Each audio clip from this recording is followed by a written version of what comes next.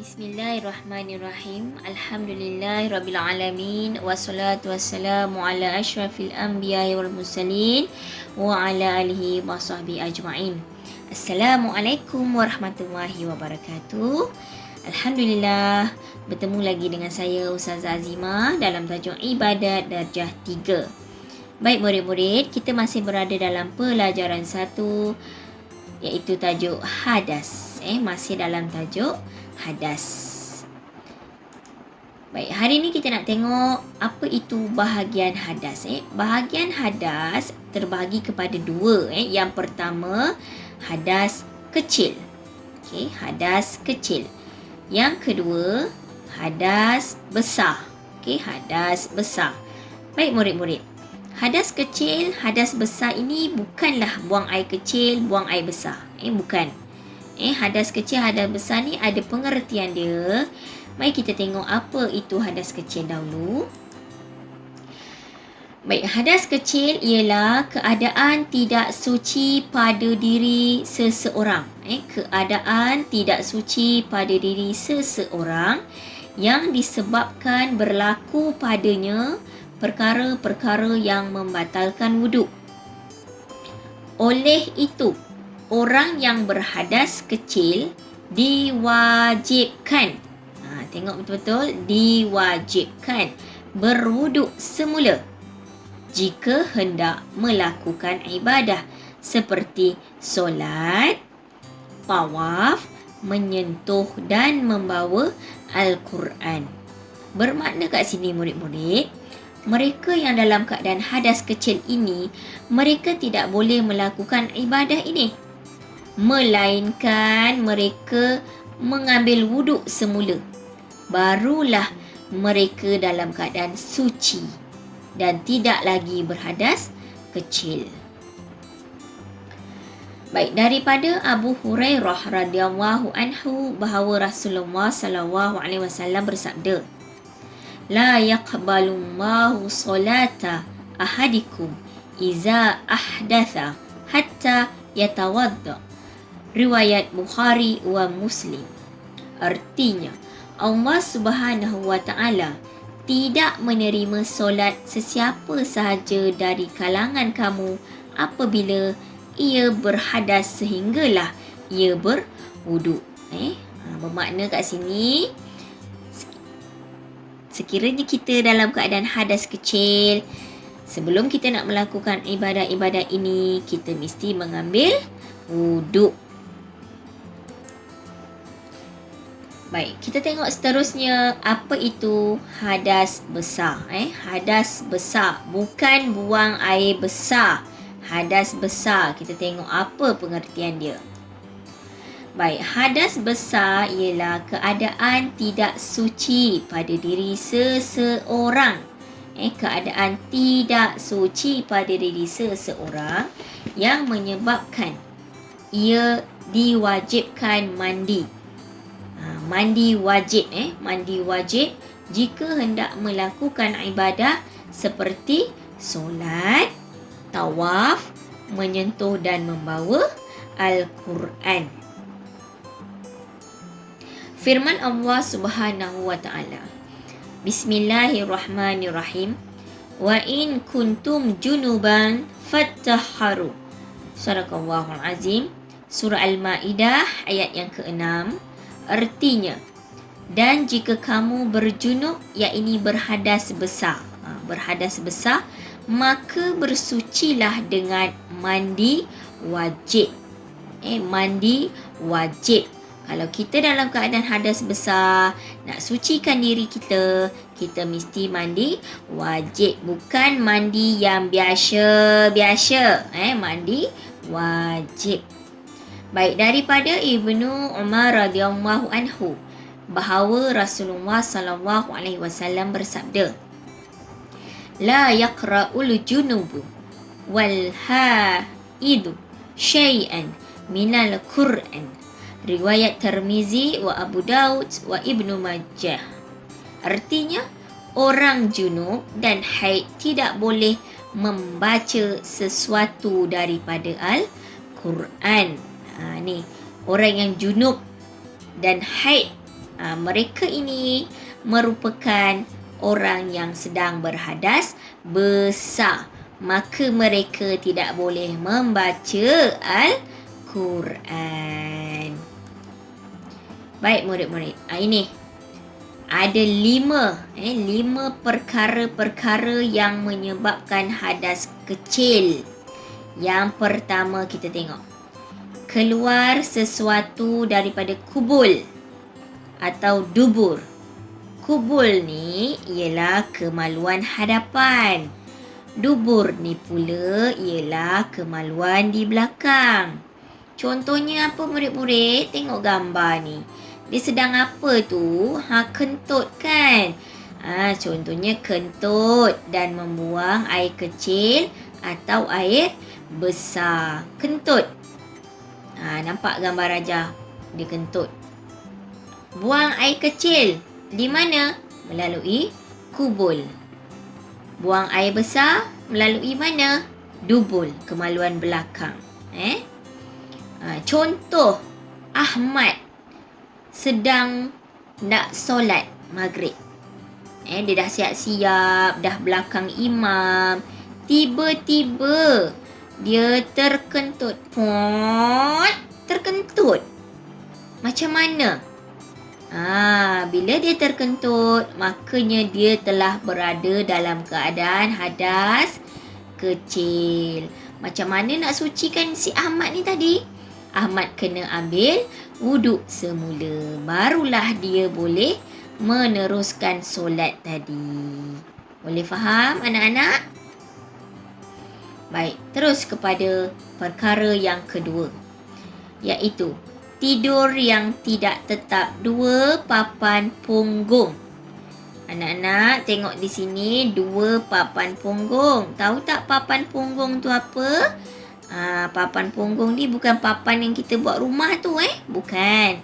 Papan punggung ni punggung kita tu. Tempat yang kita nak duduk tu punggung kita tu. Kalau kita tak ada punggung macam mana kita nak duduk kan? Nak baring Jadi di sini 2 papan punggung ni dia sedang tidur.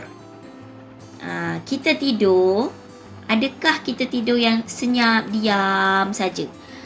Kalau kita dah ambil wuduk, sementara kita nak solat. Sementara kita nak solat, kita dah ambil wuduk, kita tertidurlah sekejap, baring. Kemudian bila kita bangun, kita tak beralih pun. Kita masih di tempat yang tadi mula-mula kita nak tidur. Maka kita suci. Tetapi sekiranya kalau kita bangun tadi daripada tidur, tiba-tiba kita dah beralih ke tempat lain. Sebab kita tidur bukannya diam saja. Kadang awak sengit ke kiri, sengit ke kanan. Maknanya punggung ni tadi dah tak tetap.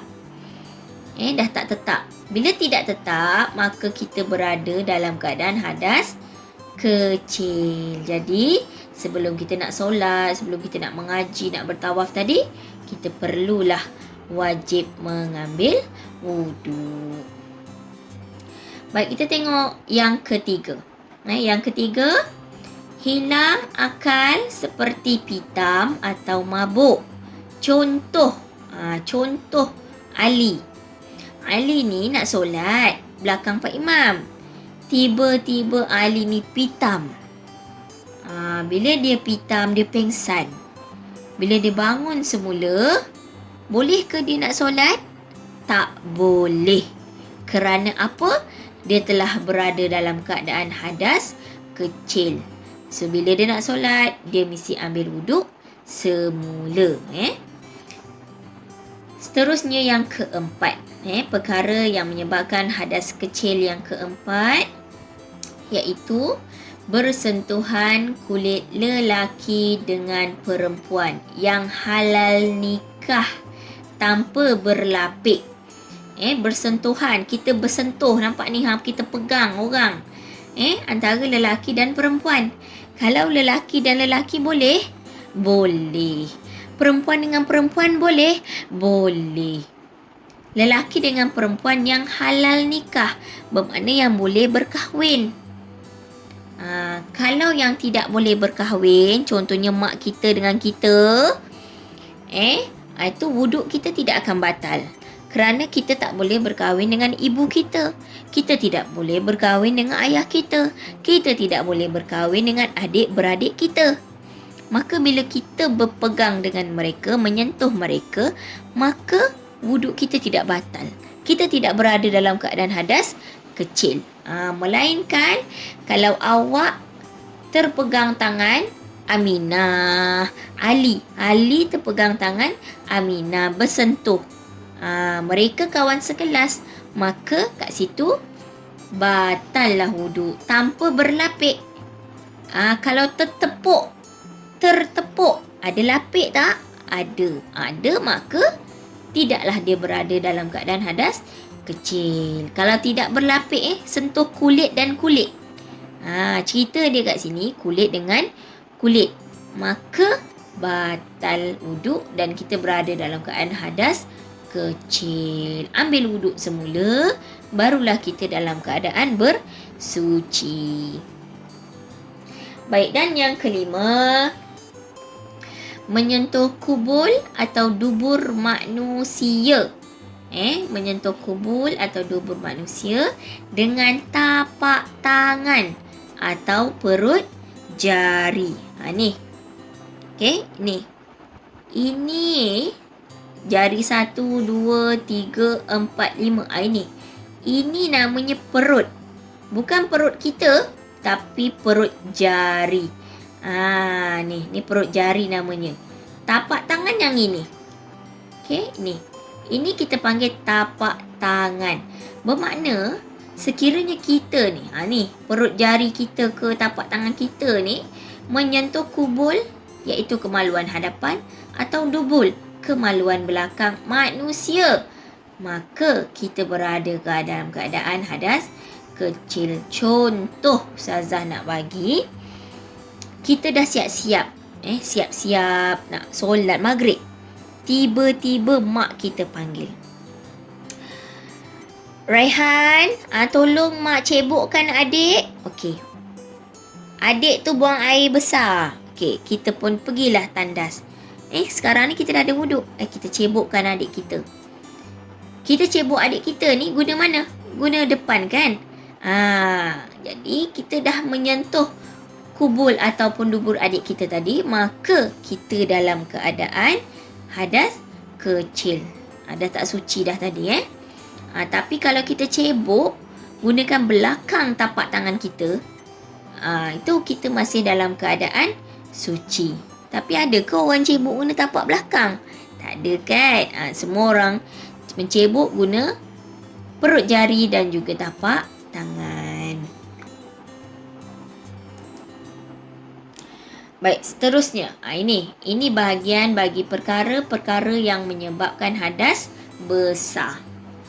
Okey, kita ada dua bahagian. Bahagian pertama bagi lelaki dan perempuan. Yang kedua bagi perempuan. Baik, kita tengok bagi yang lelaki dan perempuan dulu. Ini bagi lelaki dan perempuan ni maksudnya yang lelaki pun ada, yang perempuan pun ada. Ni. Sekiranya 3 perkara ini berlaku bagi lelaki dan perempuan.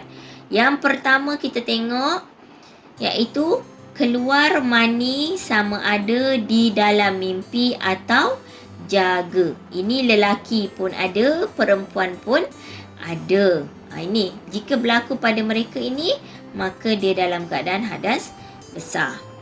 Baik, yang kedua, bersetubuh iaitu melakukan perhubungan jenis. Ni perhubungan jenis antara lelaki dan perempuan bukan sejenis. Sejenis tu lain. Sejenis tu kunyit. Kunyit, halia, itu tu sejenis. Ini jenis, bermakna lelaki dan perempuan. Bila mereka melakukan persetubuhan, maka mereka akan menyebabkan hadas besar. Baik, yang ketiga, meninggal dunia yang bukan mati syahid. Syahid ni maksudnya di jalan Allah. Meninggal dunia yang bukan mati syahid. Jadi mereka ni ada 3 asbab ini tadi boleh menjatuhkan mereka dalam keadaan hadas besar. Baik, seterusnya, Ini bagi perempuan. Perempuan sahaja. Bagi perempuan sahaja ada 3 perkara juga. Yang lelaki tak usah nak sibuk-sibuk lah ni ha. Tapi yang lelaki mesti tahu. Walaupun bukan pada lelaki, tetapi lelaki mesti tahu juga. Yang pertama apa? Keluar darah haid. Ni keluar darah haid yang sebulan mungkin sekali, sebulan mungkin 2 kali kepada perempuan. Itu yang pertama. Yang kedua, keluar darah nifas. Keluar darah nifas ini adalah bagi ibu-ibu yang telah melahirkan anak sepanjang di dalam hari itu, iaitu 60 hari. Maka itu kita panggil dia sebagai darah nifas. Dan yang ketiga iaitu wiladah. Wiladah ini adalah darah melahirkan anak. Kita melahirkan anak saja bersama dengan darah, itu kita panggil darah wiladah. Bermakna kat sini ya murid-murid, Ustazah nak tekankan sekali lagi. Jika berlaku ke-6 perkara ini, iaitu keluar air mani, bersetubuh, meninggal dunia bukan syahid, keluar darah haid, keluar darah nifas, wiladah ni, maka mereka ni termasuk dalam hadas besar. Jadi bila mana berhadas besar, nak menyucikan diri kita semula, kita wajib mandi wajib. Mandi wajib, bukan mandi yang biasa, mandi wajib. Baik anak-anak, jadi Ustazah nak simpulkan di sini bahawa sekiranya kita dalam keadaan berhadas kecil, nak menyucikan diri kita, kita wajib ambil wuduk semula. Itu untuk hadas kecil. Hadas besar, kita wajib mandi. Mandi wajib, bukan mandi yang biasa. Baiklah, Ustazah harap kita habis tajuk hadas. InsyaAllah kita akan bertemu lagi pada lain masa dalam tajuk yang seterusnya. Baik, itu saja. Wabillahi taufiq wal hidayah. Wassalamualaikum warahmatullahi wabarakatuh.